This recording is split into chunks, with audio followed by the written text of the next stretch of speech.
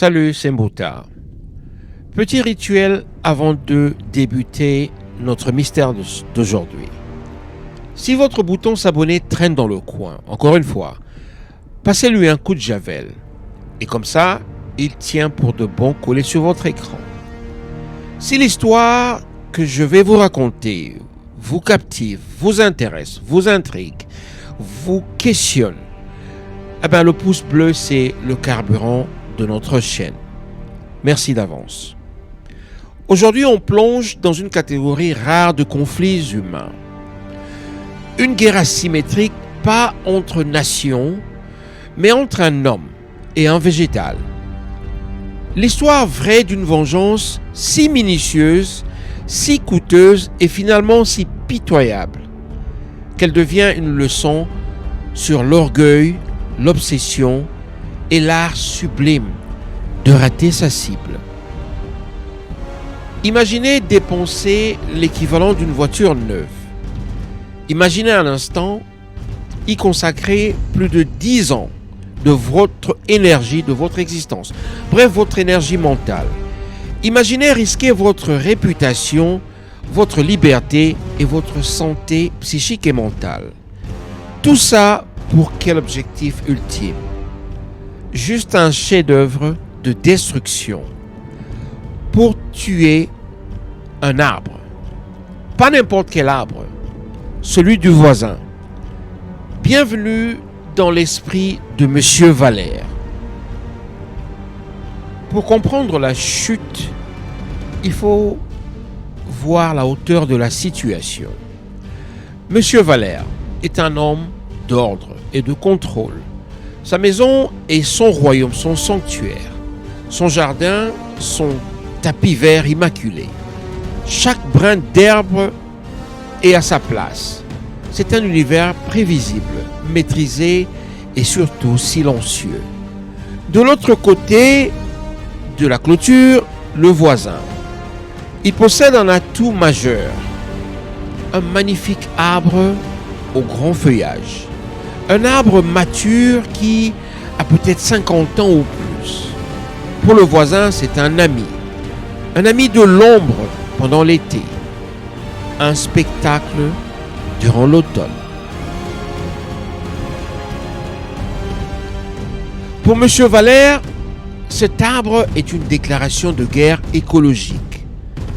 Ce n'est pas un organisme vivant. C'est une nuisance symétrique, on va dire. En automne, ses feuilles mortes souillent sa pelouse. Ses racines, dans son esprit, menacent d'une certaine façon assez sournoise les fondations de sa maison. Son ombre bloque la lumière à ses rosiers, jusqu'à ce point. L'arbre donc incarne tout ce qu'il méprise, le désordre, l'intrusion et l'incontrôlable. La première feuille tombée sur son gazon n'est pas un accident de la nature, tenez-vous bien. Mais M. Valère en voit une certaine provocation. M. Valère n'est pas un impulsif. C'est un homme de procédure. Il va donc attaquer par la voie légale, avec la rigueur d'un général planifiant un siège. La première phase, qui est l'offensif administratif, il le fait. Il alerte la mairie. L'arbre est dangereux, selon lui. L'arbre est malade et il faut nécessairement l'abattre. La mairie envoie donc un expert, on va dire, dans ce domaine, pour aller vérifier et faire une certaine expertise. Le verdict tombe, comme dans une sentence d'acquittement. L'arbre est en parfaite santé, nous dit-on. C'est le premier échec bien cuisant. La frustration de M. Valère se mue en colère froide. Il passe à la deuxième phase, l'offensive judiciaire. Donc, il engage un avocat spécialisé dans les troubles de voisinage. Le procès dure des années courantes. Des contre-expertises sont commandées. Des frais s'accumulent. Le tribunal, après des débats inhabituels sur l'ombre portée et la chute des feuilles, finit par donner raison aux voisins. L'arbre a aussi le droit de vivre, comme M. Valère. C'est visiblement le second échec monumental. M. Valère a maintenant investi des dizaines de milliers d'euros et des années de sa vie, rappelons-le.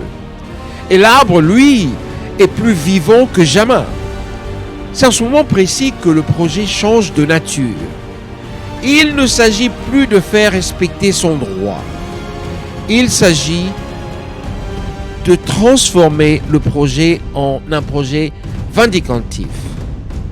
L'objectif n'est plus l'abattage, mais l'extermination totale de l'arbre.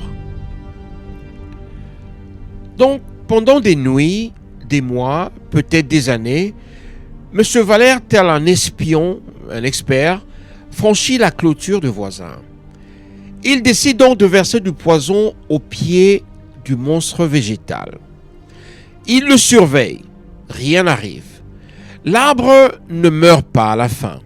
En tout cas, pas d'aussitôt, pas subitement. Sa résistance est perçue comme un affront supplémentaire. Alors il décide de radicaliser ses méthodes. Il va percer des trous dans le tronc de l'arbre et y injecter une certaine substance nocive. Il tente de brûler les racines, sans succès. Chaque échec technique est vécu comme une humiliation personnelle. Toute son existence donc se réorganise autour de cette quête. Il dépense encore plus d'argent, et encore plus, c'est tous les jours, c'est pendant des mois et pendant des années, pour des produits beaucoup plus rares, du matériel assez nocif.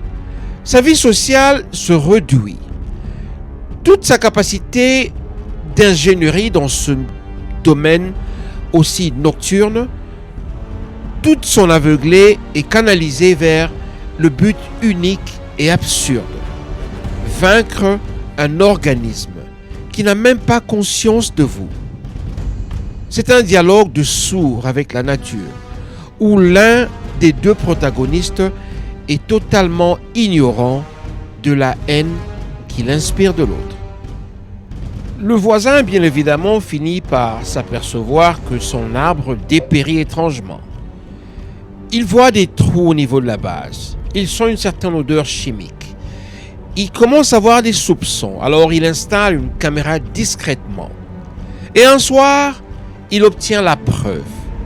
L'image de M. Valère, son propre voisin, en train d'accomplir son rituel nocturne. La partie d'échecs est donc terminée. Au tribunal, l'affaire est surréaliste. L'avocat de la défense tente de plaider le trouble passionnel végétal. Jamais entendu parler. Le procureur doit évaluer le préjudice d'un arbre empoisonné, mais toujours vivant. La sentence est lourde. Des dommages et intérêts faramineux ajoutés aux frais des procès des avocats, ça ne fait que s'accroître. Une injonction de soins psychologiques et une notoriété humiliante dans la presse locale, comme l'empoisonneur d'arbres. Son obsession a tout ravagé. Tout. Mais alors tout, sauf l'arbre. Selon Bouta, cette histoire n'est pas une simple anecdote judiciaire. C'est un conte moderne sur la démesure humaine. Monsieur Valère n'a pas perdu une bataille contre un arbre. Bien évidemment. Il a perdu une bataille contre lui-même, contre son propre besoin maladif de contrôle absolu. L'arbre n'était que le réceptacle de toutes ses angoisses. Le voisin qu'on ne choisit pas, la nature qui ne se plie pas à nos règles et caprices, le monde qui refuse d'être parfaitement net. En voulant anéantir ce symbole, il a fini par s'anéantir lui-même. financièrement, socialement et surtout mentalement. La leçon est cruelle et bien simple. Il est des combats où la seule victoire possible est de poser les armes. Parfois le geste le plus fort, le plus radical est d'acheter un bon souffleur à feuilles, par exemple, ou de hausser les épaules et de laisser tomber les feuilles parce que c'est de la nature. Et vous alors?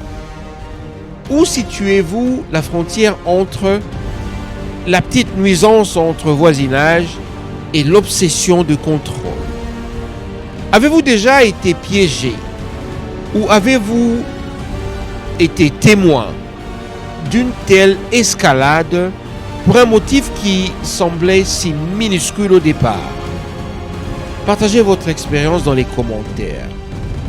C'est en parlant de ces mécanismes qu'on apprend à les reconnaître, à les identifier et peut-être les désamorcer en avance pour éviter le pire.